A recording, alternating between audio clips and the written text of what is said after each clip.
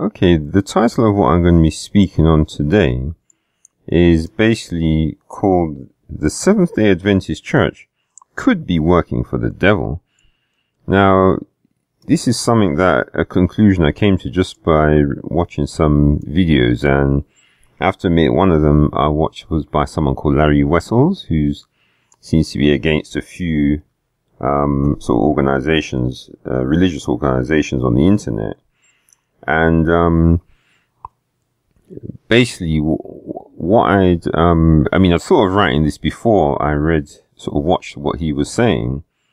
And basically the reason I've come to this conclusion, which is the title of this sort of what I'm presenting, is that what they're doing actually doesn't help the things which are written in the Bible. And one of the big problems, of course, I've noticed, and Larry seems to have noticed this as well, is that who they seem to portray as Jesus, and the fact that the Adventists are very big on imagery as well. So basically, to show, or to start off and show why what they're doing could actually be a problem, basically what I'm going to do is to go to Google. And so, well, first of all, what I was going to say at the beginning is that you might be expecting me to be sort of going on about Ellen G. White, like some people seem to do, and calling her all kinds of names. But what I'm going to be doing here to get the main, basically doesn't need to really mention her to get the main point across. And I'm not even sure if she was the one who sort of started the things which I'm going to be showing you, which is relating to how the Seventh-day Adventist Church is breaking the second commandment of the 10. I mean, obviously they go on about the fourth one, but what's the point of going on about the fourth commandment if you're going to break the second one? It's just pointless, as we know James has said. So, first thing I'm going to do is go to basically go to Google to show you one of the first things, bit of evidence against them. But I was just going to say at the beginning that even though I'm using sort of Google to get the information that I'm going to be presenting, the thing about Google is that I remember having a discussion with someone, and we were mentioning about why is Google sort of trying to spy on people so much, and why are they so desperate to get everyone's information? Of course, their reasoning is just to make money.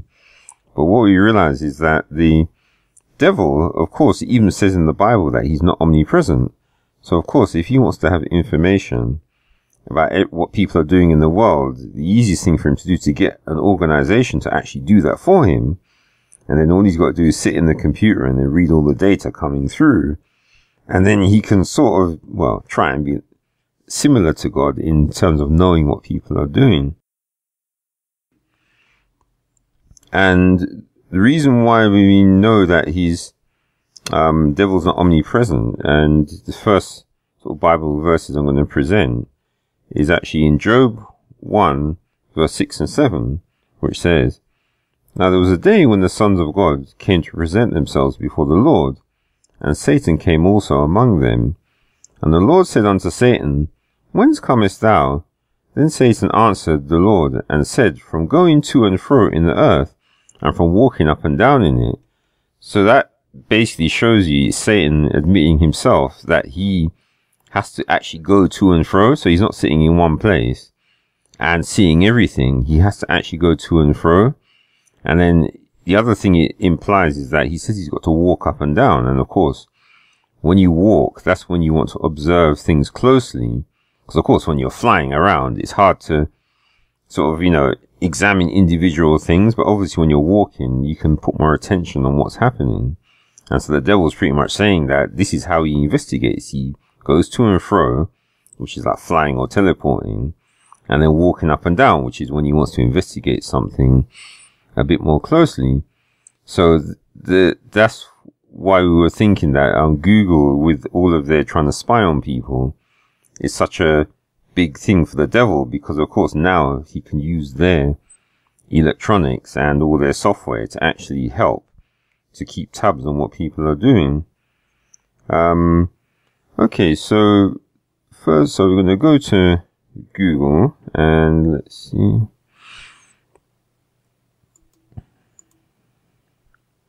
Right, and so when we come here, the first thing I'm going to type, you can do this yourself quite easily, is Adventist. Well, let's do 7th, just to be accurate. Adventist.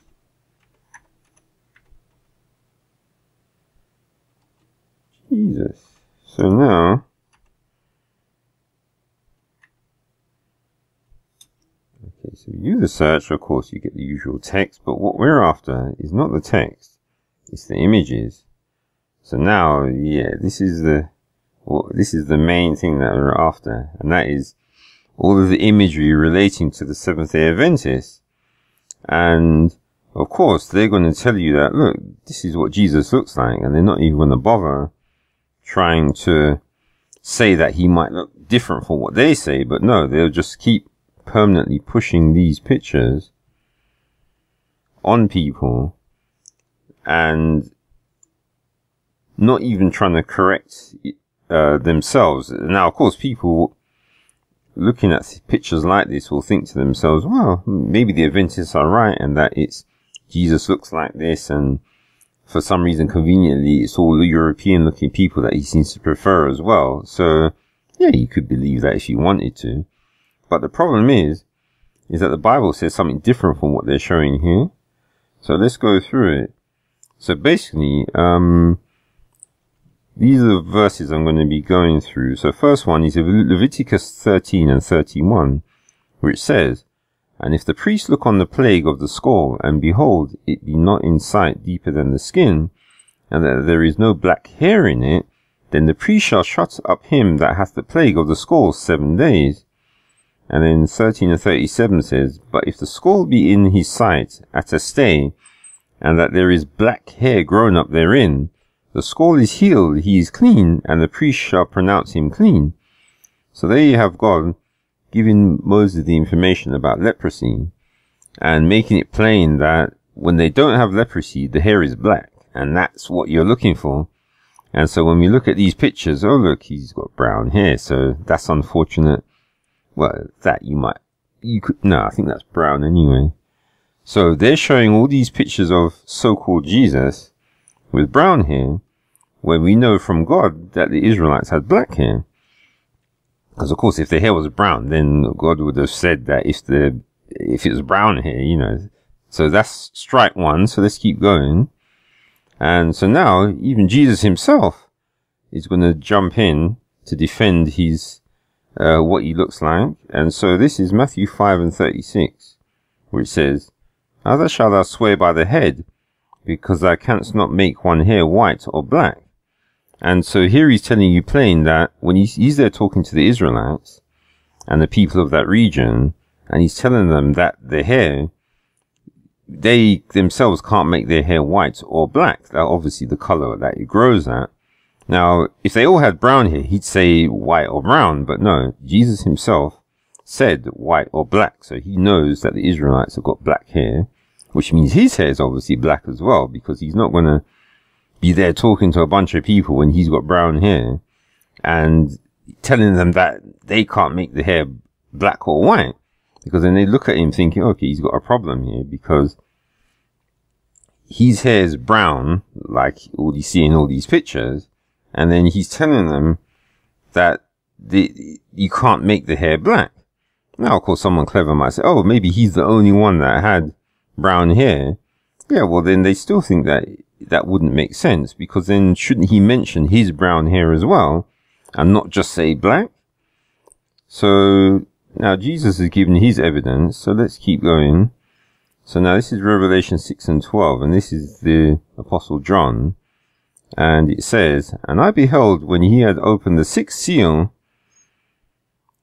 and lo, there was a great earthquake, and the sun became black as sackcloth of hair, and the moon became as blood." So there you go. So Apostle John, as far as he's concerned, whenever his people get some hair into a sackcloth, it's always black. So, and obviously if there was loads of them like the people in Israel at the moment with the yellow and brown and light brown hair, then John would have said that it's just a sackcloth of hair, but he wouldn't have said black, because obviously what he's trying to imply is that when all that nice black hair is put into a sackcloth, it looks very dark when you look in there. And I suppose the other thing is that, well, when you put curly hair into a sackcloth, it does fill up the sack a lot more than straight hair, but, you know, that's just beside the point. But it's funny that I'm mentioning the sort of curly hair, because that's what the next one is going to be about, which is relating to Solomon. So now, of course, the Hebrew Israelites will say that, oh, Solomon, that this, 1 and 5 is talking about Solomon, but, you know, it could be whoever. But this is the Shulamite woman talking about her beloved. So we know that's talking about Solomon. And so this one says, Song of Solomon 5 and 10 says, my beloved is white and ruddy, the chiefest among 10,000. His head is as the most fine gold. His locks are bushy and black as a raven. So, well, there you go. So we know Solomon had black hair, and it's proper black because, like how ravens, they don't have any brown in them when you look at them. They're just pure black. And of course, his locks are bushy as well, which kind of backs up John about the having the hair in a sackcloth, because of course, bushy hair fills up a sack more than straight hair does. But, you know, that's just one of those things. And yeah, of course, above there it says that he's white and ruddy, but you can obviously go and look up the Hebrew to work out what that really means. And then, okay, I think that's it for now. So those are the verses I'm presenting to show that the Israelites and Jesus had black hair. And all these pictures, all these, you can scroll down forever, and all these got is brown hair, brown hair, brown hair. So basically that is incorrect. And obviously, that in it by itself isn't enough to say that they could be working for the devil, because, you know, alright, so he's got brown hair, but it doesn't really mean that much. All it means is that they're lying, basically. And, well, we know Americans, well, I shouldn't say it, but especially American politicians do like lying. So, it's not really a surprising thing to expect from their church people as well. So, okay, so let's strike one out the way with the hair color. Now, the next problem we have is in 1 Corinthians 11 and 14, which says, does not even nature itself teach you that if a man have long hair, it is a shame unto him? But if a woman have long hair, it is a glory to her, for her hair is given her for a covering. And so there you go. Look what he's got. All these pictures. He's got long hair. So we know that this definitely was not the Jesus who the Apostle Paul was associated with, because he would have just, well, I don't know if he'd have cursed him out, but he'd of course have told him that he needs to get that haircut. But you're sitting here looking at these pictures, and it's obvious that this is not the Jesus that the Apostle Paul would have been associated with. This is just some other Jesus that's been invented, well, effectively by the Roman Catholics, and we know that he's named, or the template for him is Caesar Borgia, I think is how you pronounce it. And so let's move on, because I don't want to take too long. Alright, yeah, so the next thing we have is, so these are the pictures, and you notice it's mostly of what they say Jesus would have looked like when he was here. And so now, what we want to see is, what does he look like in the second coming? Yeah, and you see people have been searching for that, so let's see what we get.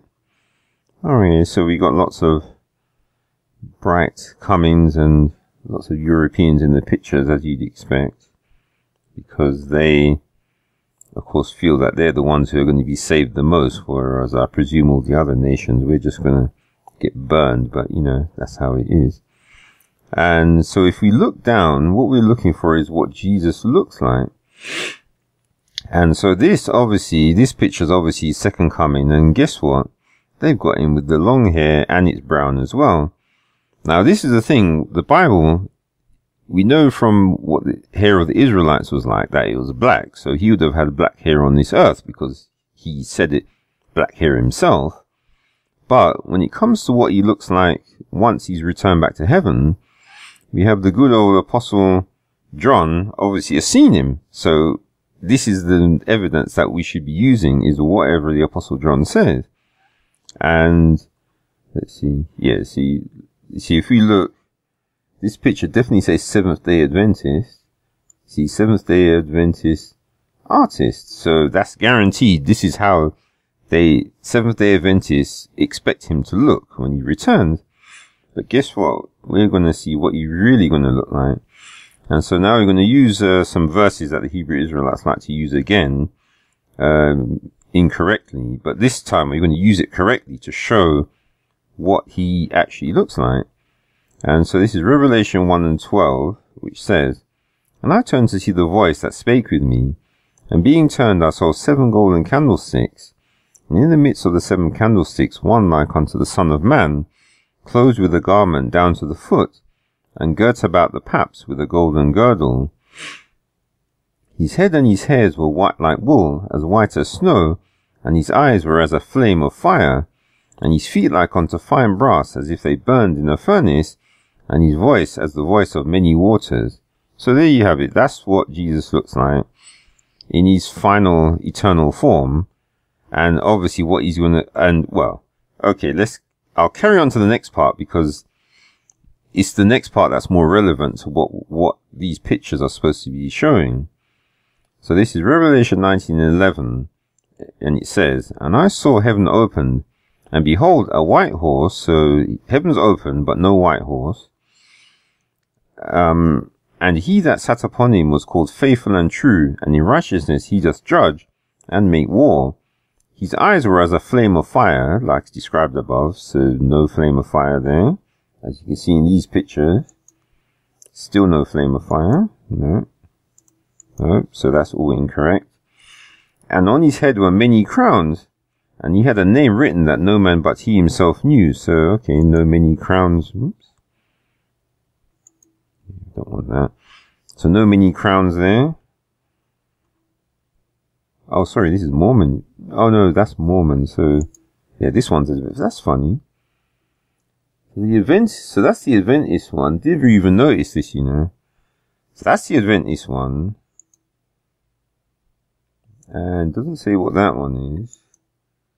And that's a Mormon one, right? So they're both using the same picture. Okay, well, there you go. So it looks to me like the Mormons are the same as the Adventists, because they're using the same picture. Same incorrect picture. Didn't even know this. This is just a bonus, basically. I didn't even know this was going to come up. That the Mormons are used the same picture. Incorrect one.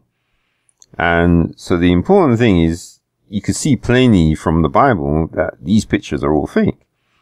And if we look down, yeah, you won't find that many. So, yes, all Europeans. So they're the ones who are going to be saved, according to them.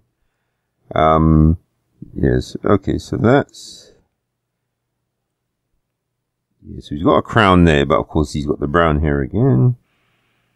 And yes, he's SDA doctrine. So I presume this is Adventist. Yeah. Yeah, Seventh Day. So this is all their big stuff. Yes, long hair again, and we'll get to that head covering later on.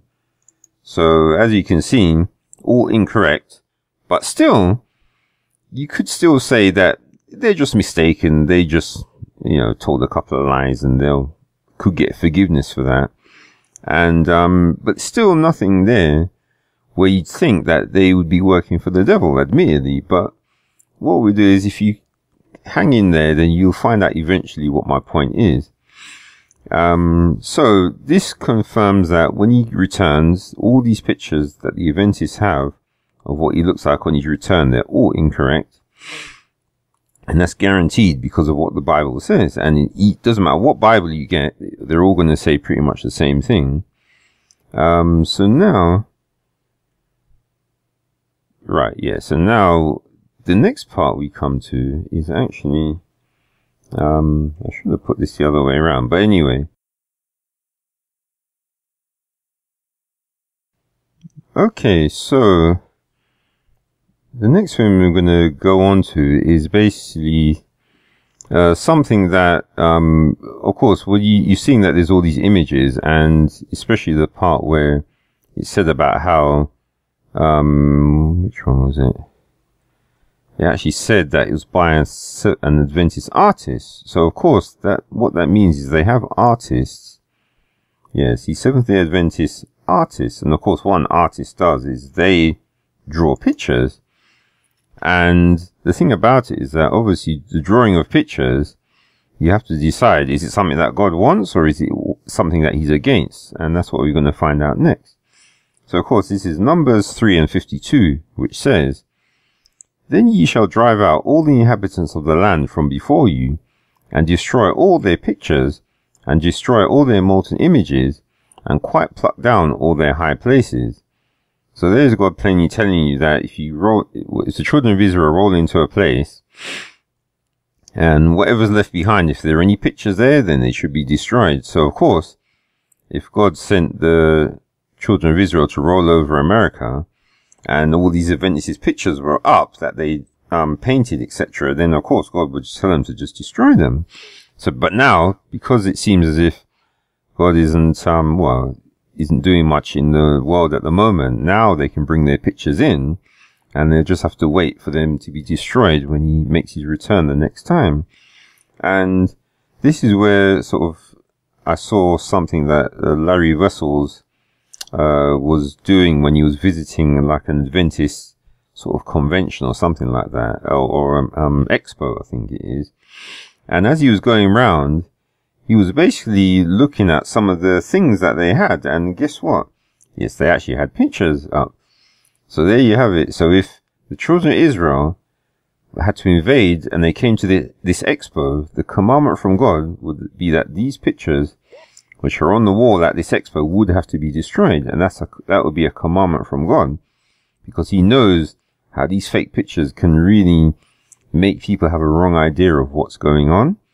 And of course, this is a good one because, of course, you can see there's the so-called Jesus with the brown hair, which you know is wrong. No eyes of flame, which you know is wrong. And of course, he's on the white horse, so his hair should be white now, and white like wool, but of course it isn't. And so this picture is completely incorrect, but guess what? It's on sale at an Adventist expo. So they're actually selling these fake pictures for money. So they're taking your money for false images, and obviously that should be a crime, but well, you know, that's how it is in this world. It's the ones who have the power, they can commit crimes and get away with it, whereas if we try to commit a crime, yeah, of course we go into jail. And so if you look at this picture, this is just another fake image of Jesus over some place, and you notice, interestingly, in the top corner that they're actually selling it for, looks like it's $7. So they expect you to buy this fake picture, so we know definitely this one would be destroyed if the Israelites made their return. And if you keep going, so yet again, there's another picture, and you can see, yeah, that's all Larry there. And see the way they've got it there, of course, yet again, incorrect, brown hair. And I presume this isn't the one, this is of him on this earth, so of course the hair should be black. And yet again, another picture. And of course, this is supposed to be a picture of Jesus with some senator. I don't know who that is. But of course, he's got his goatee, so he shaved off the corner of his beard. And yet again, as you can see, Jesus, well, the fake Jesus has got long hair and it's brown. So we know this Apostle Paul would just disapprove of that completely and say that's not the Jesus he was dealing with. And then, of course, yeah, you've got the classic one here of long hair again, but of course his head is covered. And so that's another strike against him, because of course, we know that a prophet's head should not be covered when they're prophesying. And since we know Jesus is the greatest prophet, well, obviously, when would there be any time when his head could be covered, since he's going to be prophesying literally all the time he's talking? So showing him with his head covered, that's wrong again. And I don't know what this picture of, I don't know, some weird creature, why they're even bothering showing stuff like this. And of course this last picture, yeah, again, he's got long hair, and I think that's supposed to be him in the heavenly tabernacle with the wrong color hair, because it should be white, of course. And so now we finally come to why I feel that they could be working for the devil, because we've seen the Adventists, they've got all these pictures, all these fake pictures of Jesus, because actually it's the other one, which was, so all these fake pictures they've got of Jesus, printing them out. Even on their actual literature, it's the fake pictures all over it. So now, if you have all these Adventists, which have been completely brainwashed by, and like I say, I'm not even sure if it is Ellen's fault. This could be something that they did after she died. So, you got all these Adventists trying to completely brainwash you, saying, yeah, this is what Jesus looks like. He looks like Caesar Borgia. And just get used to that's what he's like, and get ready for it. And so now, the big thing that we have coming on the horizon, which we all have to prepare ourselves for, of course, is the mark of the beast. And yeah, it had to come. That's what everyone loves to go on about, is the mark of the beast. But the thing that they won't go on about too much before then is what is going to happen before the mark of the beast comes along. So, I'm just going to read, obviously, what is going to be happening there. And basically, this is Revelation 13. I'm going to start from 11. And it says, "And I beheld another beast coming out of the earth, and he had 2 horns like a lamb, and he spake as a dragon, and he exerciseth all the power of the first beast before him, and causeth the earth and them which dwell therein to worship the first beast, whose deadly wound was healed. And he doeth great wonders, so that he maketh fire come down from heaven on the earth in the sight of men, and deceiveth them that dwell on the earth by the means of these miracles, which he had power to do in the sight of the beast, saying to them that dwell on the earth, that they should make an image to the beast, which had the wound by a sword, and did live." So, you notice that this second beast seems to be able to he's very good at like persuading men to do things. And this is the thing that obviously you won't find this actually, you probably won't find anyone mentioning this, but what kind of jumped out at me regarding this second beast is the fact that he says he doeth great wonders, and so that he make his fire come down from heaven. But it's the fact that he can do his great wonders, and we can read more about how good he is at that in, of course, 2 Thessalonians, which is the other classic one, 2 verse 8, which says, "And then shall the wicked be revealed, whom the Lord shall consume with the spirit of his mouth, and shall destroy him with the brightness of his coming, even him whose coming is after the working of Satan, with all power and signs and lying wonders, and with all deceivableness of unrighteousness in them that perish, because they receive not the love of the truth, that they might be saved." So you notice it says here that his coming is after the working of Satan with all power and signs and lying wonders. So now notice lying wonders. So guess what? What are these pictures? Oh, well, they're lies. But it's interesting that Paul is saying that the wonders are going to be lying, and this is where the working for the Adventist, working for the devil part comes in, because if he has all these power, and especially lying wonders, the important bit, then what about if he just makes himself look like Caesar Borgia, basically, and now all these pictures telling you what Jesus looks like, the second beast comes looking like this, and of course all the Adventists said, "Oh, it's Jesus." Said, "No, it's the beast," But it's too late. They've spent all these years showing this picture, saying this is Jesus, which we know is incorrect. And in the end result is that what? He turns out to look like the man of sin, as they call him. So what that would then mean is that the Adventists have now used up all this money just to deceive their people, so that when the time comes for the mark of the beast, they're just going to take it. Why? Because someone comes who could, using his power, and which can produce lying wonders, he could then say that, well, he's the same as what the Adventists are saying. And if he made his face actually look similar to this, and of course wear a white robe, then everyone said, oh, look, it's Jesus, like the Adventist said. Says, no, that's not, this is just lies. And he could then use the lies, and of course the lying wonders, as a means to deceive people, because the Adventists have done all this work to show people the wrong picture of Jesus. So effectively what they're doing is, it's like by having all these fake images, they're effectively setting their people up to get taken down. Because if anyone comes and just can mimic these fake images and say that they are the truth, then that's it. The Adventists are going to see all the images, say, oh, it looks just like what we were seeing. It must be the truth. But we know, no, it's lies. Because his hair should be black.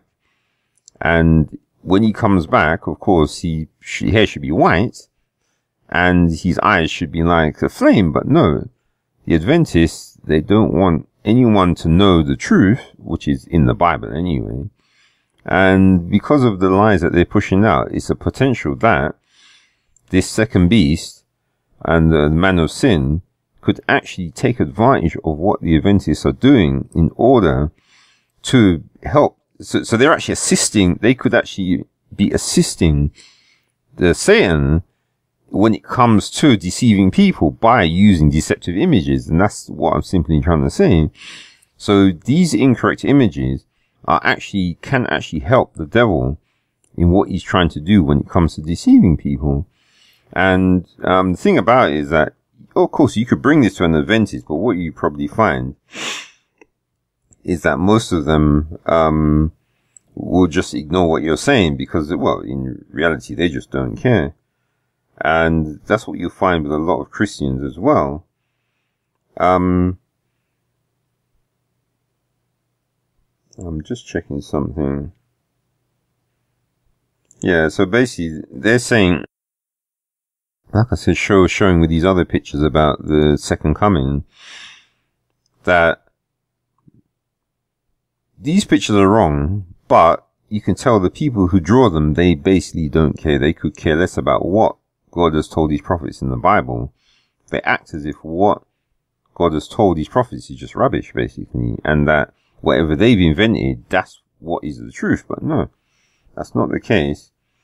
And this is the thing that makes it worse, is that if the Adventists weren't working for the devil, then what they would do, they would at least try to make it different from what the Roman Catholics.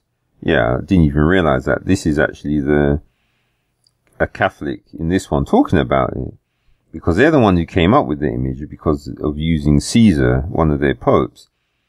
And then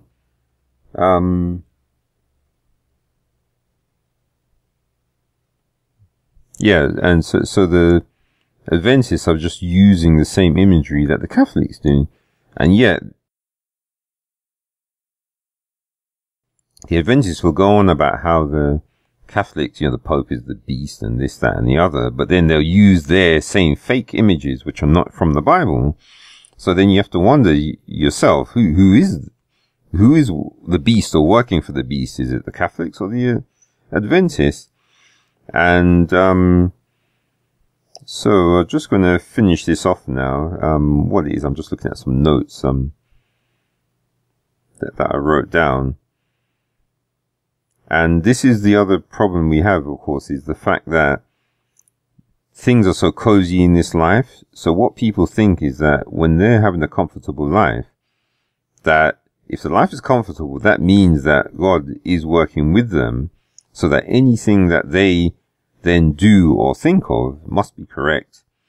But they don't understand that, no, all that's really happening is we're just in the same time that Jesus talked about, where people will be marrying and giving into marrying, eating and drinking, basically having a good time. And that's how it's going to be before the destruction.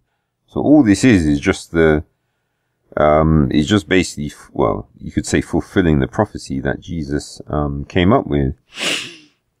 So basically, just to finish this off, I'm just going to read from some notes I've made. An easy way to tell if Adventists are brainwashed by the image of Caesar Borgia would be to ask them to get rid of it by burning all of their literature that has his picture in it. If they admit that they are wrong and do get rid of his image, then you know that they are not brainwashed and maybe are not working for the devil. If instead they come up with some weak excuses and then fob you off by saying that they will look into it, but then not do anything to change their literature, then you can only then presume that they could well be working for the devil, and any sane person would then leave their organization. So, this is the thing. I would say, personally, that these Adventists, they're going to have to sort their literature out, because printing lies and then spending money to print lies and then even selling pictures with lies on it as well, that's just going too far. You know, that basically they really need to sort themselves out and get this sort of rubbish changed so that things can be like how they should be. And of course, the way I do things is basically just to have no images at all. So no images of Jesus. And all we do is completely go by what the text says, and that's it. And the text describes him. And of course, that's one way we'll know if the Bible is true, because when he returns, if he looks just like how the Bible says, then we know, okay, that's fine. But with having these Adventists and Catholics and other groups, even the Mormons, using these fake pictures to deceive people, of course, they're gonna, if someone else comes along looking like the pictures, but not like how the Bible says, then of course they're going to be a load of dumb people who will actually follow what the pictures have said rather than what the Bible has said, which too many people are doing at the moment. And so really, if you want things to change and for people to have a better chance, the main thing that has to be done is that all these pictures just need to be destroyed, just like how God said. Okay, I'll see you in the next video that hopefully I'll get a chance to do. Okay, bye.